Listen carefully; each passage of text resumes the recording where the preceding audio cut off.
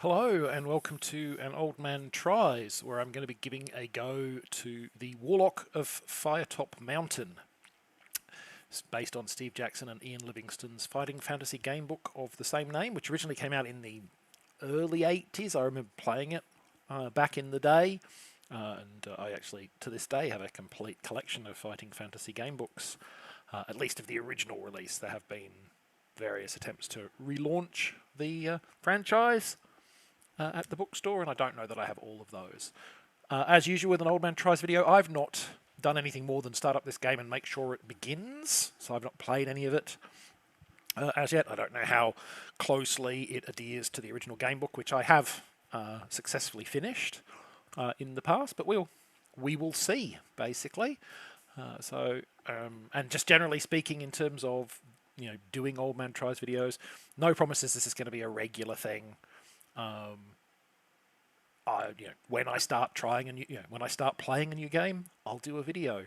How often I start playing new games, I have no idea. Hopefully more than I did last year, because I do have a very big backlog to try and get through. So, new game, story mode. Greetings, player. Welcome to the world of Titan, in particular the most notorious of all lands, Alancia. Okay, I clicked to continue. That was odd. I am Oriana, the Keeper of Souls, your guide and your game master of sorts.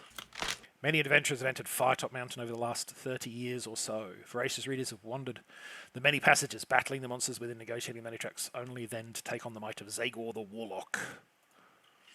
With skill, stamina and luck, they have chosen their many paths and rolled their fate. Many of these brave young adventurers have perished in the darkness, and their souls, even now, lie unclaimed. You appear to be the next brave soul to take on the mountain and all it contains. To do this, you will need to choose an Alancian hero to take into the mountain. Don't get too comfortable with your choice, however, as the ways are treacherous and it is doubtful you will survive. Only by bringing the souls of the fallen may you be blessed with new heroes over time, each with their own quests within Zagor's domain, or Zagor. I'm not sure what the canonical pronunciation actually is. So we've got some heroes to choose from. There are multiple groups, but looks like I'm saying these are not yet enabled, given that they are not in colour. So we have this fellow. What's his? This woman. What's it? Lunica Icardi. She has attacks. He's got stamina. So the stamina is how much damage you can take. Skill is how skillful you are, and luck is how lucky you are.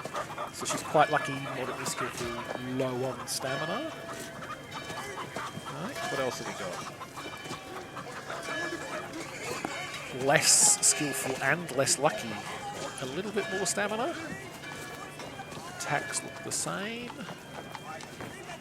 Has great speed, agility, and precision. Notice things that normally would be unseen. Okay, so there are other things down the bottom here. Okay, notices things. Okay, they're pretty similar. They're the same, in fact.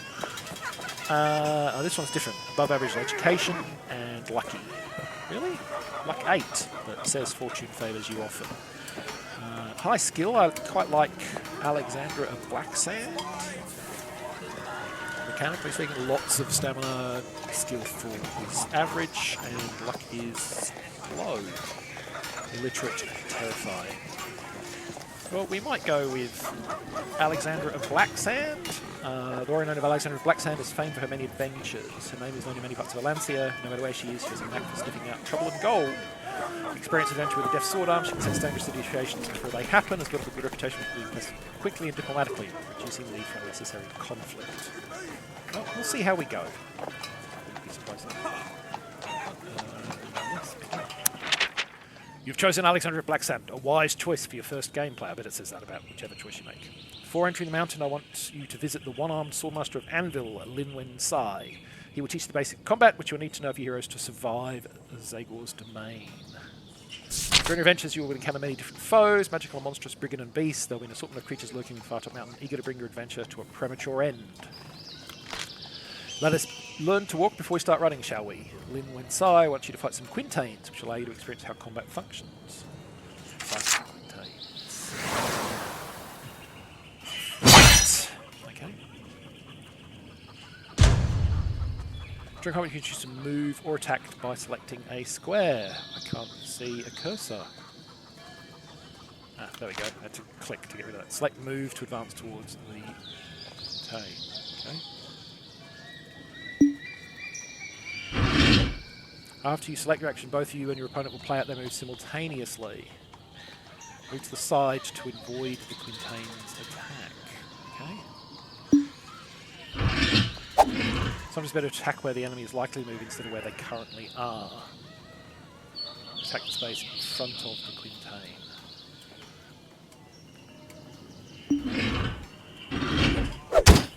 Both you and a foe try to attack each other at the same time. You'll clash as an artist with greatest skill and lose taking damage.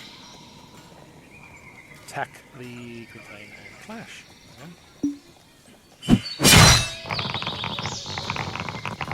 Oh, I hope there's a way to speed up the dice rolling.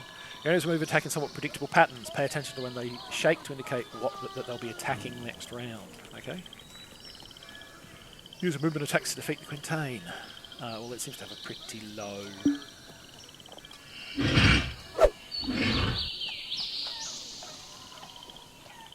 Well, I'm just going to attack into there.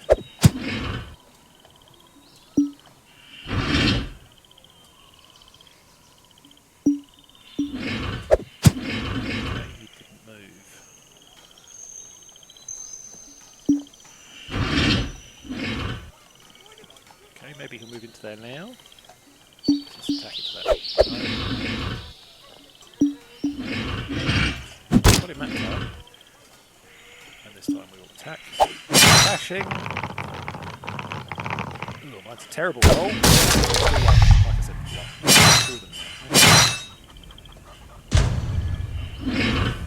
in addition to basic attacks, your hero's special attacks you unleash. These powerful attacks will take several turns to recharge, so use them sparingly. Defeat this pair of Quintains. Can I attack into that? I can.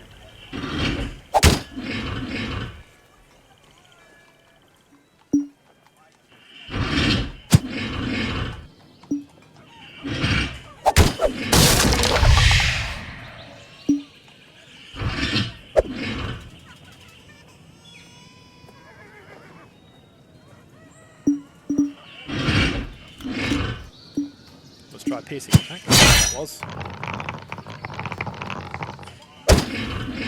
One. Looks like he might be moving into that. Okay. Defeated the Quintains. Congratulations, you passed the basic combat training. Just one more thing, player one request, keep an eye out for wooden benches like this one. Are they save points? Using them, you restore your stamina. If you run out of stamina, your adventure ends, so be sure to take a rest now and then. You also have some provisions which you can use any time, but they tend to work best when you're resting a bench, so keep that in mind. You receive 3 resurrection stones at the start of your quests. If your adventure dies heroically, you can use 1 stone to bring them back to life. Be warned that your hero will only appear at the last bench that you passed, so they are save points. You will also lose any souls that result between the seat and the location of their death. This is where I leave you, player. It's time for you to begin your journey. Travel to Firetop Mountain.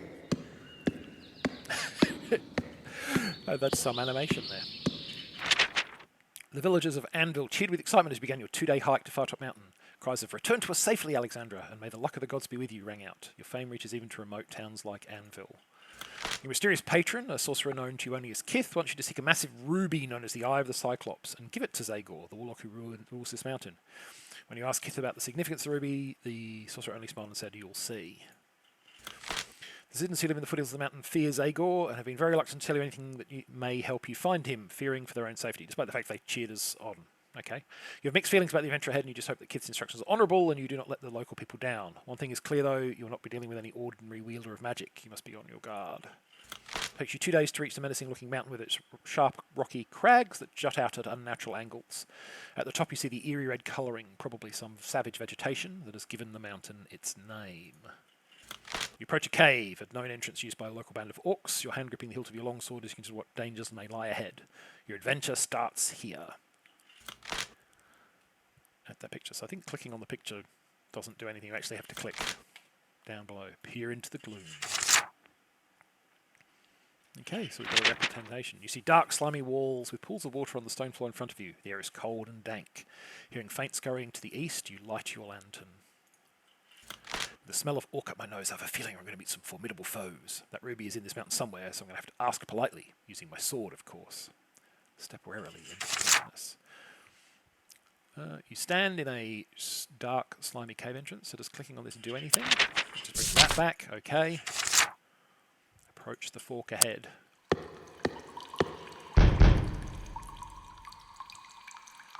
Turn east or turn west. There is a guard here. Let's go. I remember the game, so I remember the game book, and from what I recall of the game book, turning east is like a dead-end trap, so we'll go west where the guard is. Along Passive Econ was clearly a guard post. With a, yep, so sleeping. You approach the caution, see an orc in leather armor asleep at his post. I hope all of Zagor's minions are this lazy. This could be my quickest adventure yet. Carefully approach the sleeping orc. As he's asleep, no trouble if you wake him so you can get some information. Wake the orc and interrogate him, or try to tiptoe past. Let's wake him. We might learn something, and if we don't, we'll fight him. Prod the orc awake with the pommel of your sword. He leaps his feet, flaying for his weapon, which you slickly kick out of his reach. I am Alexander of Blacksand. I seek the eye of the Cyclops. The orc seems to recognise you, or at least he recognises your sharp sword and heavy armour. He does not speak the trade tongue, but he's shrugging his shoulder, making it clear you're not going to get anything useful out of him. You tie him up and gag him. Okay, continue along the passage. Passage begins to widen until you enter a cave. However, blocking the cave's exits are two of the ugliest creatures you've ever seen. They have the proportions of dogs, but their hide is rough and scaly. Each beast is chained to the cave wall, secured to their thick brass collars. The two orc hounds begin to snarl and strain at their chains.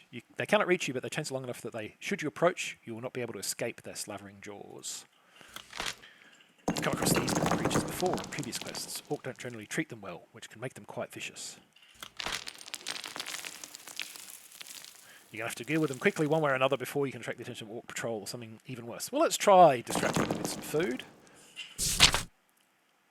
Remembering your education on the beast, you think back to the notes on Orc Hounds. Although vicious, they're easily distracted as long as you have the right treat. Giant aardwolf meat. I don't have that, so there's no point. So we'll fight them instead, I guess. Drawing your weapon, you prepare to engage. Maybe there was giant aardwolf meat in the other direction. You prepare to engage the Orc Hounds, however, because they are chained to the walls, their movement is limited.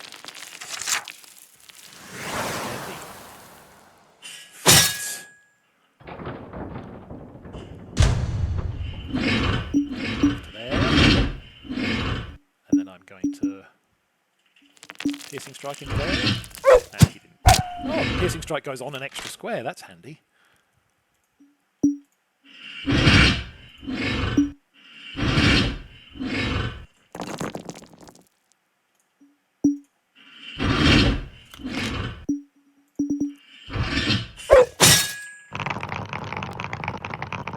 For us. He looks like he's retreating. He looks like he's going to maybe come across. So I'm going to attack into there and see what happens. Yep. And then I'm going to attack into there. Also attacked into there. I will move there. And attack into there as well. No. Okay. No damage. Excellent. Defeated the Orc Hounds. 4 souls. And then I bounced along the corridor. Leaving the cave as quickly as you can, you follow the new passageway as it turns north. Where you may rest. Okay, well, we'll sit on the bench and rest. We don't need any provisions. We haven't lost anything yet. +5 stamina, which we didn't need, because we're full. Rough cut wooden door. You listen to hear a rasping sound that may be some sort of creature snoring. Let us open the door. The door opens to reveal a small, smelly room. In the centre of the room is a rickety wooden table on which stands a lit candle. Underneath the table is a small wooden box. I think there's a snake in there, if I remember the book. Judging by the remains of the dwarven architecture, this room has not changed much from its original purpose. Sleeping quarters for the night watch. Proving that your educated guess is correct, you see a green-skinned orc asleep on a straw mattress. You can try to steal the box without waking the orc, or you can gently... Why can't you just, like, stab the orc? Okay, well, we will try to steal the box without it. Your lock holds out, and you get out without it. You leave the room and open the box. Hidden compartment has been knocked loose, revealing a cache of gold pieces. There's also a small mouse, which must have been the creature's pet. You Release the mouse, which goes off down the passageway. Okay, so it was not the room, the box with the snake in it. There is, in one of the game books, it might not even be this one, a box with a snake in it. Oh, we're going to keep opening doors. I like the way the rooms can pile up. The door opens to reveal a small room with a stone floor and dirty walls. There's a stale smell in the air. The center of the room is a makeshift wooden table on which is standing a lit candle. Under the table is a small box. In the far corner of the room is a straw. A straw? I think that's probably a straw pallet, or I think this one might be the one with the snake in it. We'll leave that because of it. We can turn north, or we can continue east. There's an old thing about it always being best to go left, so we will turn north. Further up passage on the west wall, we see another wooden door. You seem to hear the worst thing you've ever heard in your life. Investigate the hideous door. You've got to. Investigate. Ooh.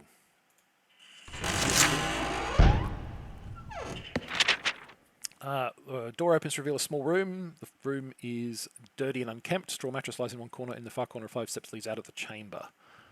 The center room is a wooden table on which a candle burns. Lighting the room is flickering flame. A small box rests under. There's a lot of boxes. Seated around the table are 2 small orcs with warty skin, dressed in leather armor. They're drinking some sort of grog, and by the way, they stagger your feet on your elbow. You assume they are very drunk. I wonder if they know the whereabouts of the eye. Well, let's try.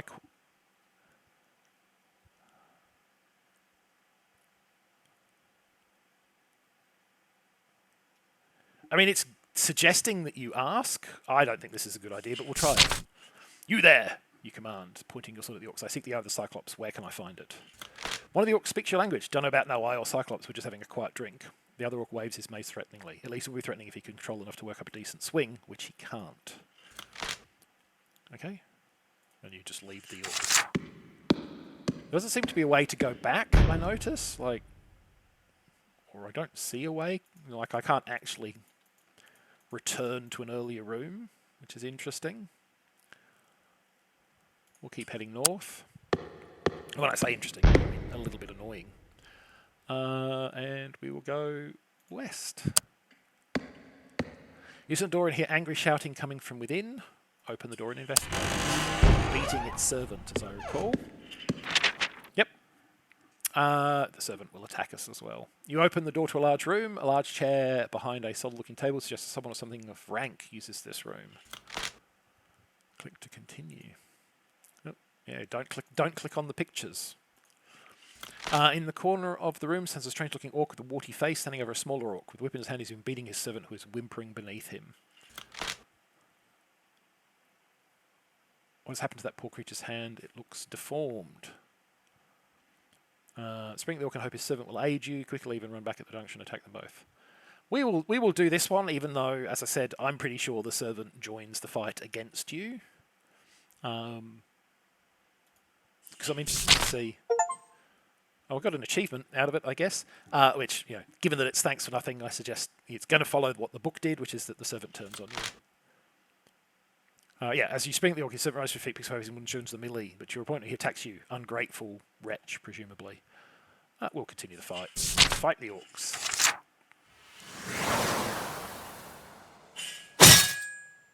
Fight. Right, yes. He looks like he's going to try and move there. Can I actually attack into there? I can. Oh, that didn't go very well.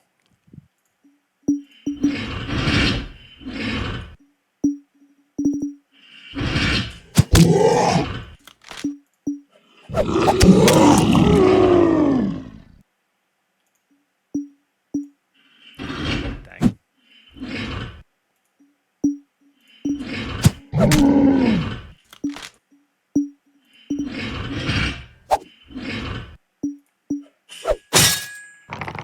We've taken some hits this time.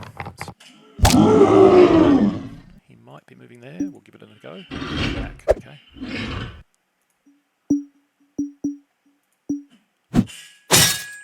Clashing. So he's obviously got like piercing strike as well.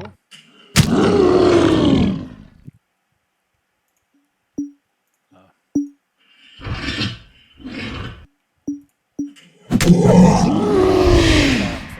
did we lose? We lost 6 stamina. Green blood of the orcs smells foul as it seeps from the body. There is a chest nearby. So around the corners inside, investigate. This sturdy construction made of strong iron. Oak and iron is firmly locked. Try to smash the lock with your weapon, leave it and go through the north door. Well, neither of them had the key. We'll try to smash it. Lock was obviously inadequate. Flies off and lands on the floor several metres away. You lift up the heavy lid in your eyes. Why don't you see the gold sheen coming in? Fair number of gold pieces are inside. In one corner lies a dark bottle with a tight glass stopper containing a liquid of some kind. Oh, and a small dart shoot forwards into your stomach. 3 stamina lost. Sink to the floor. You pull the dart out and decide to bandage the wound. Give some relief, but you're still weak. You decide to take it easy and examine the contents of the chest. There's stash of gold pieces, and the label on the bottle shows to be a potion of invisibility, good for 1 dose. Ooh, we'll take the bottle. You take the potion of invisibility. What a find. This will definitely come in handy, assuming it actually is what it says it is. And yeah, we will definitely rest and consume provisions, because we lost quite a lot of health there. You sit on the bench, take out a portion of provisions. Yep, full stamina again. Leave the room. That was okay, there was a connection there, but apparently we're not allowed that way. Right. And again, you can't choose to go back, which is very like the gamebook in the sense that it often would not give you choices that probably should have been available. But, you know, it is what it is. I would have liked to see them do something a little bit more varied here, but they didn't, it seems. Passageway is in a square dungeon chamber. There are 2 doors in the eastern wall and 2 in the western wall. On the opposite side of the room, another passageway leads north. The first door on the right is well used, and putting your ear to the keyhole, you can hear a man screaming for help. Before deciding what to do next, you listen. Oh, somebody's screaming for help. Don't need to worry about that. From behind the second door, right, you hear a thumping sound of wood. Hello, hello, not funny, open door. First one on the left is made of solid metal. Listening, you hear the sound of tortured screams, and then nothing from the second door to the left. Okay, first door to the right is well used. Okay, well, we'll open this.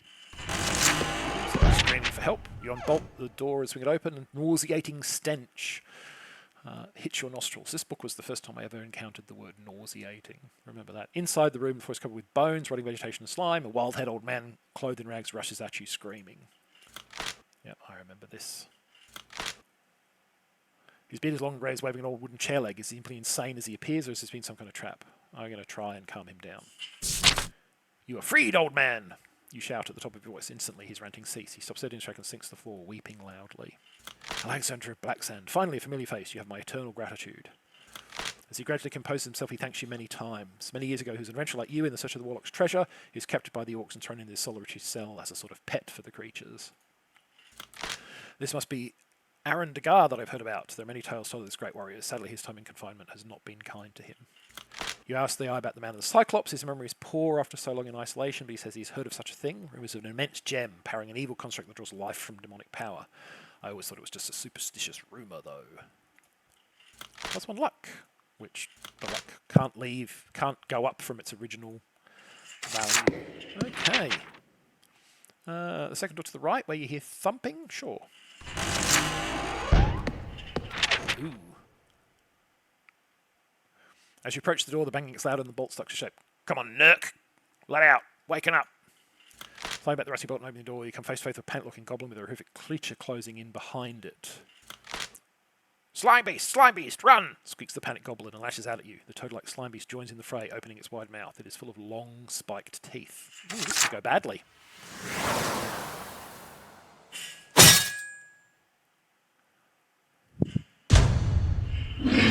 Okay, he is now facing me. Well, I'm going to go for a piece of luck and hope that we get lucky on the roll. We did all right.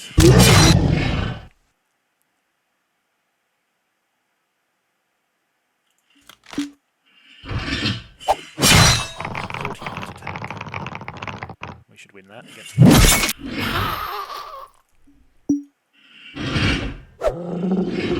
Interesting. He can attack into 2 squares.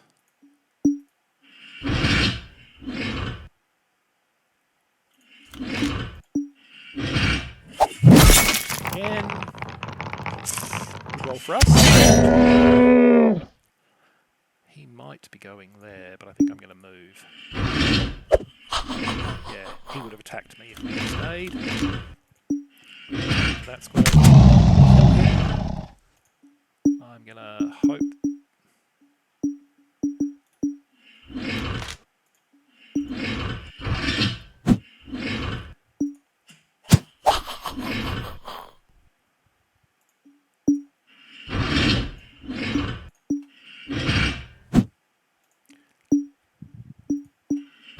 Might come in. Oh, that went well. We didn't take any damage. Initially, it looks as though there's nothing of value in the slime beast cell. However, upon a second glance, you notice a blue candle sitting in the muck. Well, I mean, you take everything, right? Although it is an odd place for a candle, you decide to take it with you. It may come in handy in one of the darker areas of the mountain. You put it in your backpack. Leave the cell. Well, we probably should do something about the tortured screams, right? The door is not locked and open. The room in front of you is some sort of small torture chamber with various torture devices along the walls. In the centre of the room, two small hunchback goblins are having their fiendish way with a dwarf who is tied to a hook in the ceiling by his wrists. The two hunchbacks are poking and cutting him viciously with their swords. The dwarf lets out a final scream and falls silent, eyes closed. His captors, not actors, make disappointing noises and look around angrily as if it was your fault the dwarf has collapsed. I can't let these goblins get away with such barbaric practice. Draw your weapon and fight. Two evil creatures give a loud shriek as they rush forward to attack you.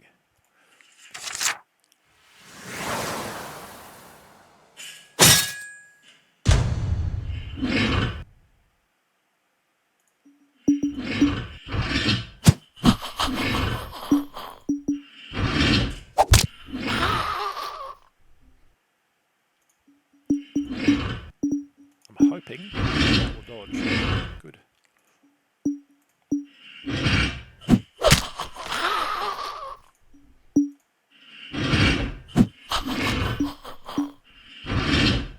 Dang it.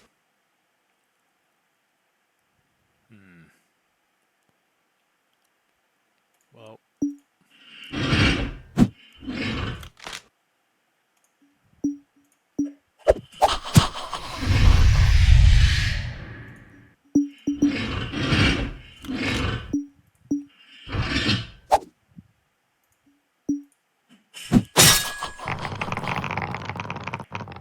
Should be enough. Yep. Well. Cut down the dwarf with the last of his strength. He opens, looks at you, then looks downward. His eyes close again, and this time he breathes his last. Well, I mean, I'll search the dwarf. You feel you haven't much time to search the dwarf before your presence will notice. He looks downward. It's either the tunic or the feet, you would think.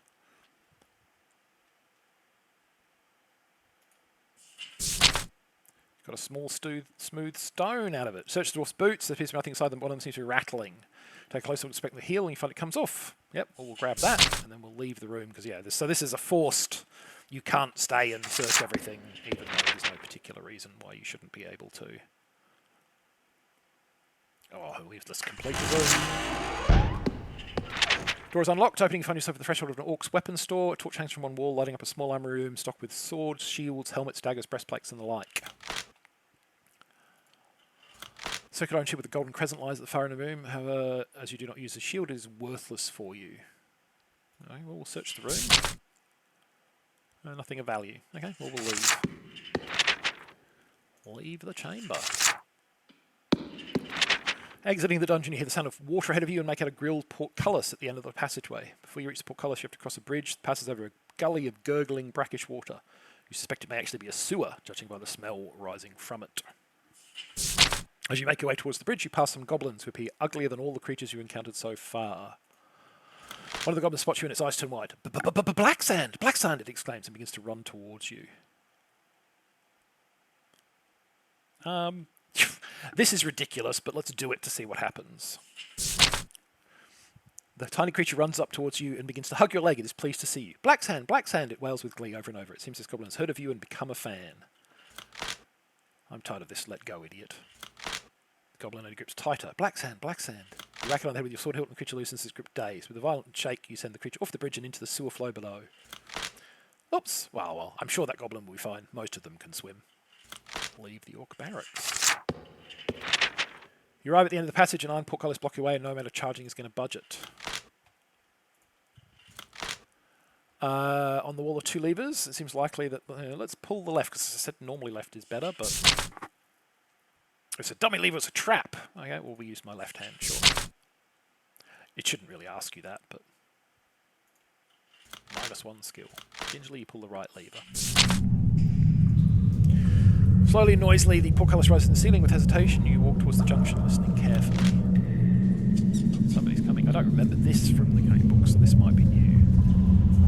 Suddenly, a terrified young man runs into you. His white, wood-embroidered robes are torn and smudged with dirt. He looks at you, panicking in his white eyes. I yield. Indication it's not worth this much danger, no matter how great the reward.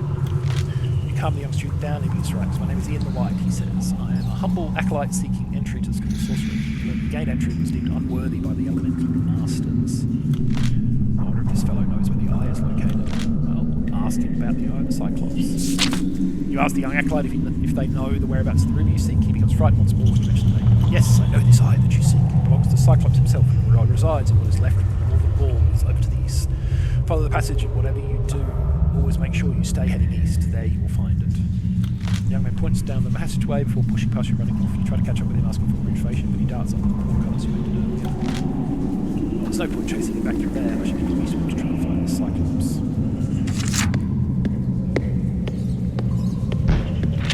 Cautiously creep along the passageway. After a short time, you fork in the path, but the path continuing northwards. Eastward, you can see a broad stone bridge.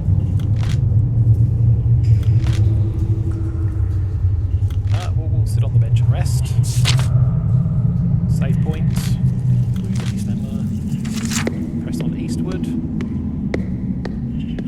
Follow the path to the east. Soon enough, you arrive at a broad but cracked stone bridge over which leads over a yawning subterranean chasm. On the other side of the bridge, you can see an archway carved to resemble a huge dwarven head.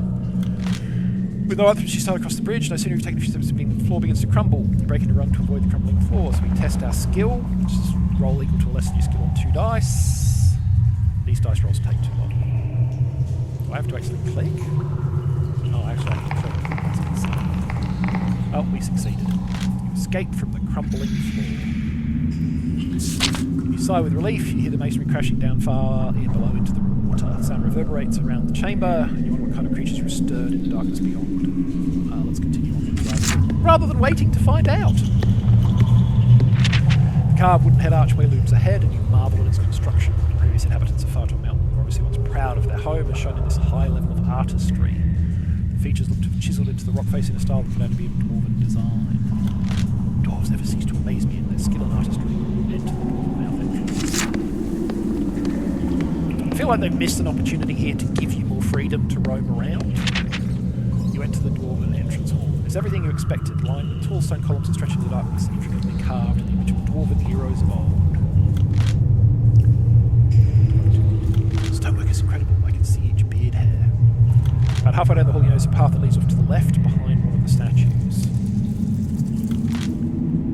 That heads in the opposite direction to where I need to go. Maybe I can have a quick look.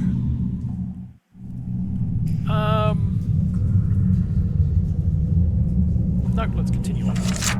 Cyclops, as I remember, is a very dangerous foe, and you're probably going to get killed, but that's okay. That would be a good place to say, this is the first try, it's fine. As you walk through the hall, you notice movement out the corner of your eye. Something appears to be watching you. I have no time to chase strange creatures, I must find that eye. Okay.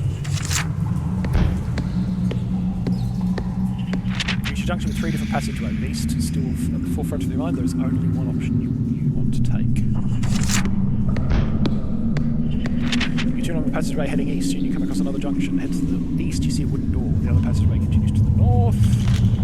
Well, that passageway looks interesting. I need to keep pushing east. Looks like I'll be opening that wooden door. Gonna get myself killed. Yep, here's the Cyclops. You head east to the wooden door. Trying it, the door opens. You enter a small room. Your eyes widen as you look around to see that the walls of the room are covered in ornate stonework. Mosaics and marble inlays give this room a kind of beauty you've never seen before. In the corner of the room is a large metal statue of a one-eyed creature. In its single eye is a sparkling jewel.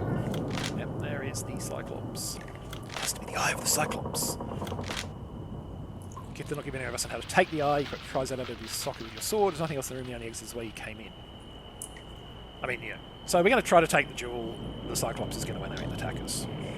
Approach the statue cautiously. It's scampering behind you, makes you flash around, there's only a rat. You feel that the jewel is solidly in place. You try to prise it off, and as you work, you hear an ominous creaking noise. To your horror, the statue is beginning to move. You jump down and draw your weapon. The Iron Cyclops cranes his head around towards you and steps down from the pedestal. There's only one way you're going to get your hands on that ruby.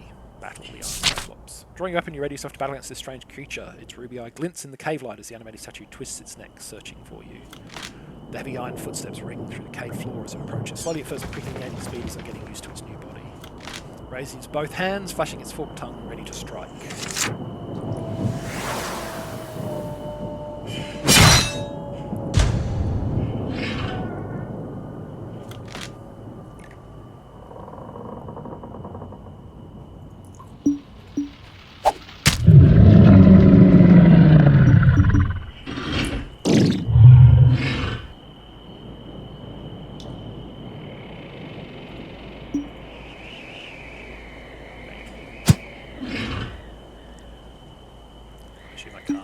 I can do a quick jab, maybe. I'm going to move this way again.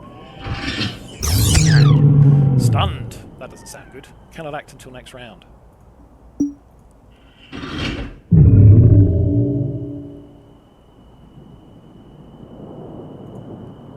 Can't attack it there.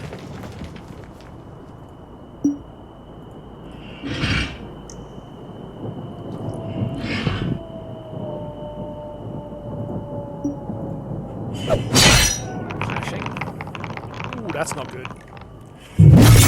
Oh, it's got one higher strength. It's got a one higher than us. In there.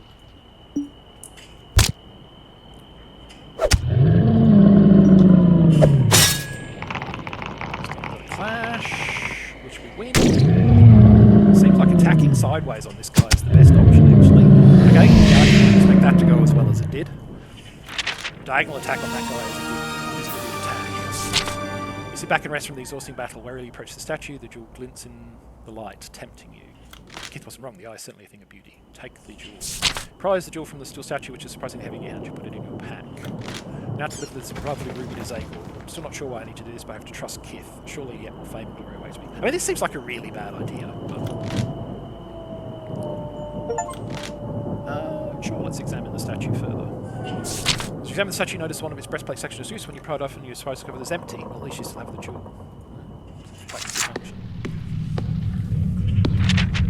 Okay, so you can now do other things. Yeah, I mean, this is... it seems a fairly... I mean, the actual mechanics of combat are quite different in some respects from the game. In the game, it's just roll dice. In the game book, it's just roll dice. In this, you've actually got like a tactical map to engage with, and you can find strategies. Like, it does seem like the diagonal attack is a good one against that guy, for instance, because that went a lot better than I thought it would. But yeah, it seems like a reasonably faithful adaptation, perhaps a little too faithful adaptation of the game books. And if you're like me, you've played the game books when you were younger, you probably have some interest. I don't know that it's going to appeal much to people who don't have that background of having played the game books, but certainly for those who have, it might be worth checking out. So that is a first look at an old man trying the Warlock of Firetop Mountain. Thanks for watching. Hope you enjoyed it. If you like the look of the game, check it out. And catch you in the next one.